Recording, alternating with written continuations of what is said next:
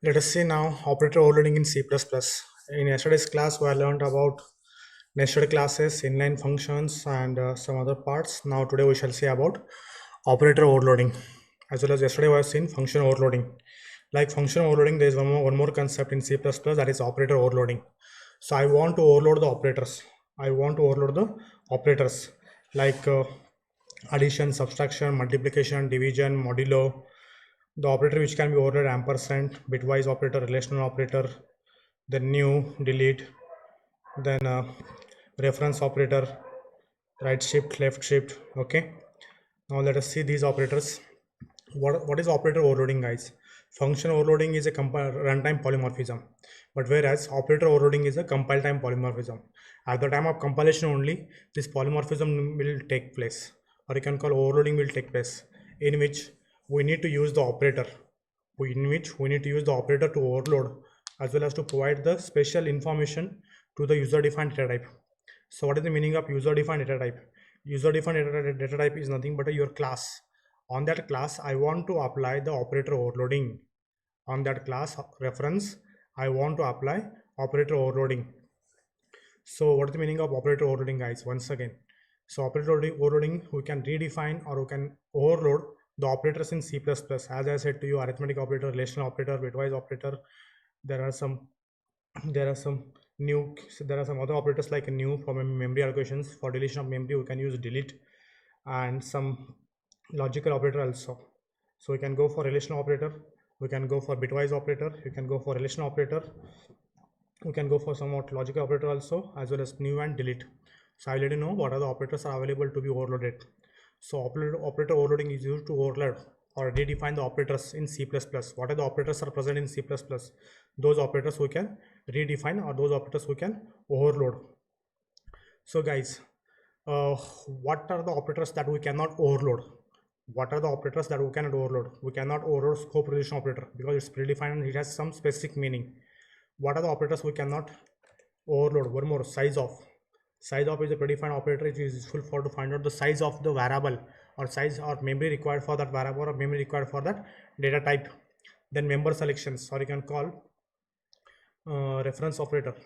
Okay, member pointer operator, you can call asterisk. Okay, then ternary operator, guys. So what is the syntax to work with the operator overloading? We can use the syntax called return type, then followed by the class name. Here why I'm using class name, because as I said to you, we need to apply the operator overloading on the user defined data type. User defined data type is nothing but a class. So here is operator is a keyword, and operator and list of arguments. What are the operator you are using? That symbol you need to mention here. Maybe plus, maybe minus, maybe subtraction, maybe division. You can go for logical, left shift, right shift, less than, relational operator also, and the body of the function and the body of the functions. Okay, fine. What are the rules are available? What are the rules for operator overloadings? So we can overload only existing operators. So existing operator can be overloaded. Existing operators can only be overloaded. No new operators. What are the existing operators are available? You can see these slides. I have this visible to all of you. So operators which can be overloaded, you can see here, these are the operators. And what are the operators we cannot overload? Like scope relation operator, pointer reference, member access, and ternary operators. So these operators which can be overloaded, like arithmetics, then you can go for and, or, complement, not, exclamatory, then comma, then assignment, the relation operators, bitwise operators, then parenthesis, pointer reference, new and delete. These operators can be overloaded, whereas correlation operator, access operator, ternary operator, which cannot be overloaded, guys. So these are the existing operators can only be overloaded.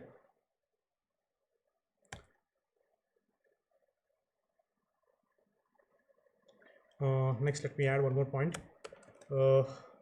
Overloaded operators contains at least one operand of the user defined data type. Overloaded operator contains at least one operand of the user defined data type, of the user defined data type. Okay guys, so this is one more rule. Also programmer cannot use friend function. We cannot use friend function to overload. So friend function cannot be applied on the operator overloading. So we can apply unary operator. Unary operator is nothing but we can call increment or decrement. So unary operators are overloaded through a member function. Through a member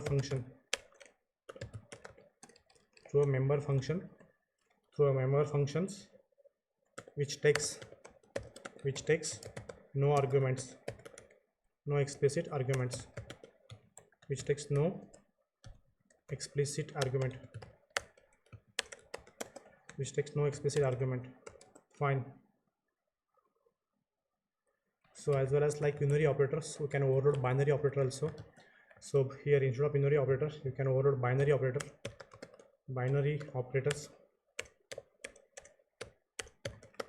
Binary operators are overloaded through the member functions which takes explicit arguments, which takes one explicit argument, guys. Okay, now after understanding all these rules, let us see one program, guys. If you look at this program, I'm having one class whose name is demo. So it contains one variable whose name is number. I'm trying to overload an operator. The operator, guys. So in this way also you can able to create a constructor. So void operator. So which operator I am overloading? I am overloading increment operator, unary operator.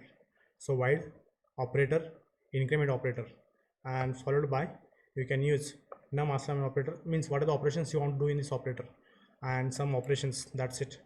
So let me explain this demonstration about this operator overloading. So start the dev C++.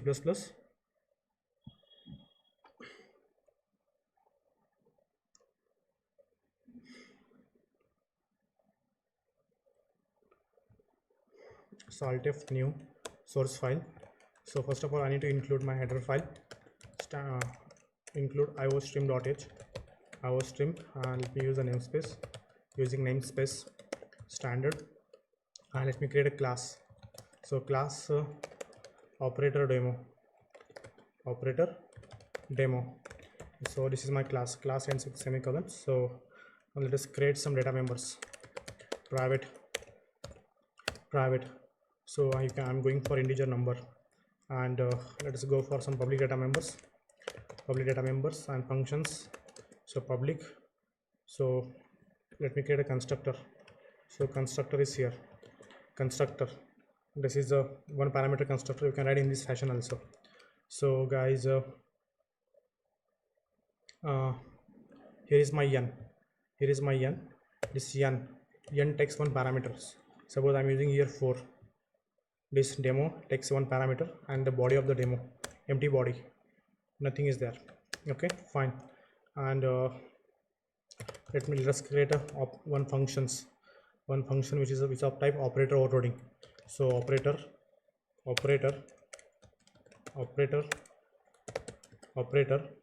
then I want to apply operator overloading on increment unary operators.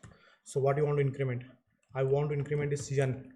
I want to increment this n by n plus, suppose 5, some value, and just finally I'm trying to show the values, show value, and the logic here. So simply I'm writing trying to show the values. So what is the value I'm trying to show? /n. So guys, before going to call, so let me keep here one message, cout insertion operator, operator overloading called. For your information, for your confirmation sake, show the output operator overloading called. Okay, fine, semicolon. So here now let me use the value of n is, so semicolon, and insertion operator, let me use here n. semicolon. Okay guys, this is more than enough. Now let me start working with the main. So int main, this don't take any parameters, so that's what void. Here is my return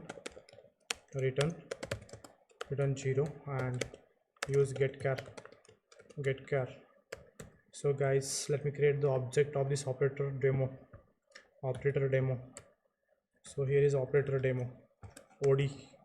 Okay, let me apply operator overloading on a user defined data type.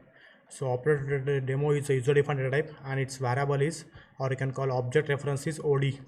And let me apply the operator overloading. So which operator we are overloading? We are overloading increment operator.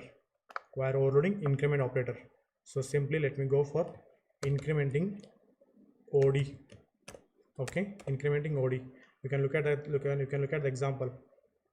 Calling the functions. Okay, calling the function operator. Okay, fine guys. And at last call your method to show the values. So here is od dot show value. Fine boss, that's it. Here really operator overloading is calling or not.